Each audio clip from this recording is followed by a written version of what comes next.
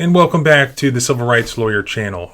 Here is some footage of a traffic stop interaction between a police officer in Higginsport, Ohio, and Alexander, who submitted the video to me. I would like you to watch this interaction, and then we can discuss, and you please let me know if you think there are any problems here in the way this police officer handled this interaction. What law have I broken? Well, right now I perceive criminal activity. I'm just saying. No, listen. I'm recording this. I am too. You see this, okay, sir? that's fine. I'm just saying. That's fine. That's fine. Do you have an ID on you? Yeah, but I'm not going to give it up. Okay, what law have I broken, sir? I'm sorry? What law have I broken? Well, right now I perceive criminal activity. So listen to me. Don't even get in the vehicle. I'm not. I'm trying to point to you. I'm trying to listen. I am in charge of this traffic stop, not you. I'm not. I understand that. Okay. I'm telling you because I was moving because Sir, if you will, I don't care. Sir, will you step out for me? Thank you. So what's required for a police officer to conduct a valid traffic stop, investigatory detention under the Fourth Amendment? Well, reasonable suspicion. The police officer has to have some reasonable suspicion that a crime has been committed. Usually that's going to be a traffic offense. Now, that does not mean that he has to do that at the scene. There is no requirement that he do that. He just has to have it. And in fact, it's an objective standard. It's not what that officer subjectively believes. It's what the reasonable police officer, this hypothetical reasonable police officer, would know given the information available to that officer. Like, what law have I broken? I just explained it to you. I have reasonable suspicion that criminal activity is going on in the vehicle. Stop talking to me right now. I am explaining to you. I have reasonable suspicion. Sir, if you will step over here so I can see you. And if you will, keep your hands out of your pocket. I don't know what's on. Again, I have reasonable suspicion of criminal activity. What kind of criminal activity? I have you moving around the back seat. That's not criminal. Yes, it is. I don't know what's in the vehicle. I don't know if you're trying to hide something. I don't know if you're trying to hide something. 87. I have 3 males outside the vehicle, non-cooperative. Can you reach out to Fort Lewis 90, have him respond? Ma'am, if you will stay in the vehicle for me. Just a minute, right now. No, because you're not going to deter my attention from these gentlemen. I like how we're all big guys and we're tight and squeezed. Yeah, we couldn't move in the back seat of that car. Not at this time. Okay. And that's supposedly non-compliant.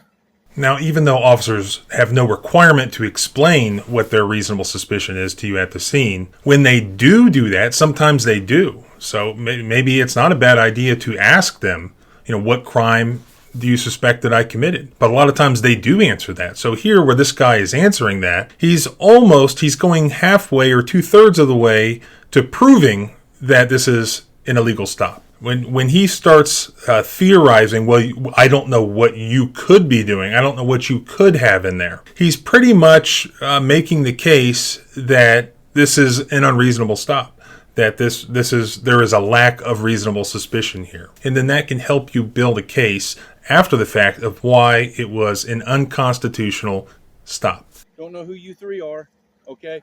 I have reasonable suspicion. You know who I am. No, I don't. Who yes, are you? You do. Okay, listen, sir, turn around for me. No. Turn around. What for? Turn around. Turn around. Turn around for what? Turn around. Turn around, sir. Why am I needing to turn around? I said because I gave you a directive. Turn around. You had to give me No, I don't. Turn around. Why? For turn what? Around. Record this. Turn around. For what? Turn around. Hey, hold this and he's going to arrest me. No, I ain't arrest you. I'm detaining you. There's 3 of you. No, you're illegally detained. You got to have reason to No, I don't. You. Oh, I don't. Yes, you I do. can legally detain you to record me. I know what's going record on. Me. Sir. Okay, from what I can gather, what happened after the video turned off is that, yes, Alexander was placed in handcuffed. He was detained for some period of time. Then the chief of police in this town showed up, and he ordered Alexander to be released. There were no charges. There was no formal arrest or anything like that. So it all comes down to this. If there was no reasonable suspicion for the stop, and I don't have any information as to why the officer performed the stop, but if there was no reasonable suspicion for the stop, then the whole thing was unconstitutional. Now, even if there is reasonable suspicion for the stop, for instance, a brake light was out, or a plate light was out, just anything stupid, or went left of center, that doesn't mean that it can at some point still turn into an unconstitutional interaction. So if the reasonable suspicion for the stop was cleared up, there's no longer any reason to continue to detain the person. If the stop has gone on a longer period of time than it would usually take to process a traffic stop or a speeding ticket or whatever, at some point, as I've explained in a prior video or two, it can cross the threshold to where it becomes an unconstitutional interaction. Where they're taken out of the car, like in this video, if you have a frisk or a search taking place, that also very well could cross a threshold into unreasonableness. When you leave the realm of your average everyday traffic stop,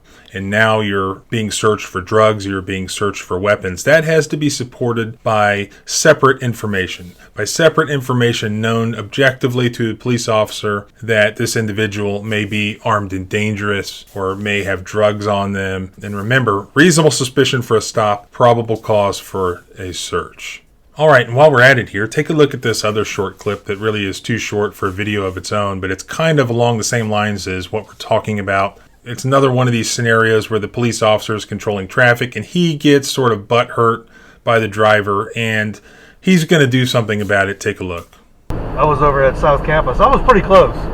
Yeah. And the idea was to hang a right from where I was and head towards downtown, which is what somebody told me the other day.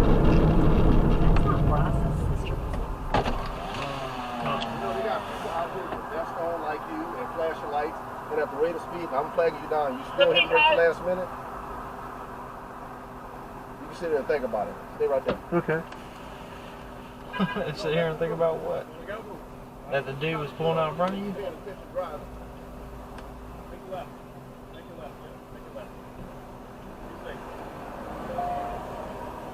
You stopped when he told you to stop. Right.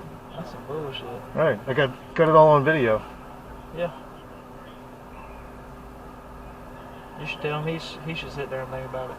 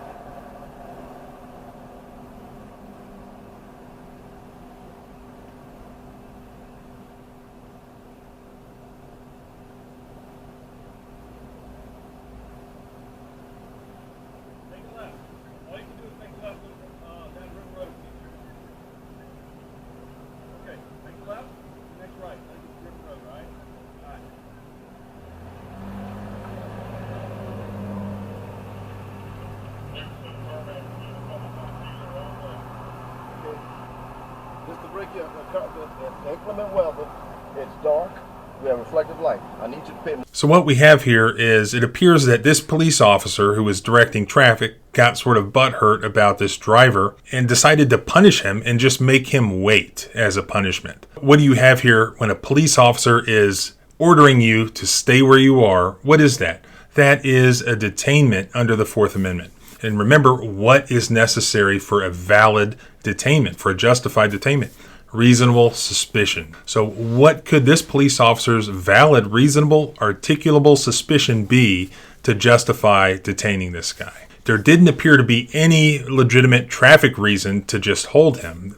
Didn't appear that he was going to be writing him a ticket or that he was performing any sort of investigation. This just appeared to be a punishment. And anytime police officers or correctional officers, a lot of times this comes up, are punishing people, that's a lot of the same language that's used in the case law to demonstrate what is unconstitutional under the Fourth Amendment. A lot of times police officers forget, but they do have to have reasonable suspicion if they're going to detain somebody. And then once they do detain somebody, it's not just a blank check to do whatever they want for however long they want. It must be reasonable under the totality of all the circumstances, which in turn depends on the crime that the individual is suspected of. If it's a traffic offense, there's going to be a lot of conduct that police officers like to do that could be unreasonable. And if it's a felony offense, well, then that's where you see them ordering people out of the car and getting down on the ground, and the courts are going to allow that. So as always, thanks for watching. If you like discussing this sort of stuff, please make sure to subscribe. Remember, freedom is scary. Deal with it. I'll see you next time.